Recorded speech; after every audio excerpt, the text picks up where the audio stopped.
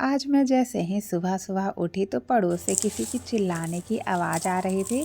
जब मैंने जाकर देखा तो मैंने देखा कि ये तो हमारे पड़ोस की वही आंटी हैं जो आस पड़ोस के सभी बच्चों को हमेशा ताना मारते रहती हैं कि तुम लोग पढ़ लिख कर भी बस महीने का 30 से 40 हज़ार ही कमा पाते हो।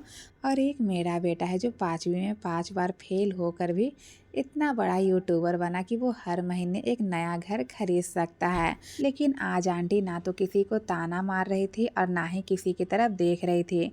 बस वो पुलिस से चिल्ला चिल्ला कर कह रही थी कि मेरे बेटे ने कुछ नहीं किया है। फिर पुलिस ने एकदम कड़क आवाज में कहा अपनी आंखें खोल और गौर से देख, तू कहां और किसके सामने खड़ा है।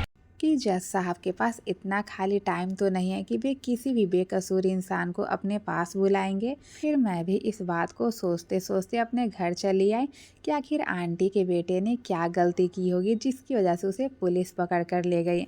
और मैं ये सोच ही रही थी कि दरवाजे पर कोई घंटी बजाने लगा। जब मैंने जाकर देखा तो देखा कि हमारे घर भी पुलिस आई हुई है। और मैं पुलिस को देखकर इतना ज़्यादा डर गई। फिर मैंने डरते आवाज़ में पुलिस से कहा कि मैंने तो कोई गलती नहीं की है, फिर आप हमारे घर क्यों आए हैं। तो पुलिस ने कहा कि मैं जानता हूं कि आपने कोई गलती नहीं की है, लेकिन पड़ोसी होने के नाते आपको अदालत में कुछ पूछताछ करने के लिए बुलाया गया है। जब मैं अदालत पहुंची तो जज साहब आंटी के बेटे से पूछ रहे थे कि अगर कोई तुम्हारी अंतिम इच्छा है तो तुम बता सकते हो, मैं उसे ज़रूर पूरा करूँगा। इस बात को सुनकर अदालत में जितने भी लोग थे आपस में सही बातें करने लगे और आंटी तो एकदम गहरी गहरी सांसें लेने लगी।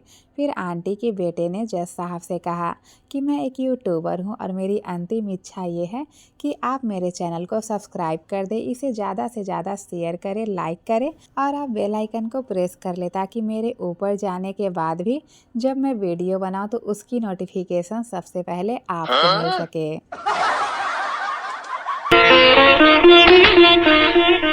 भगवान कसम, क्या प्रोग्राम दिखा दिया तूने।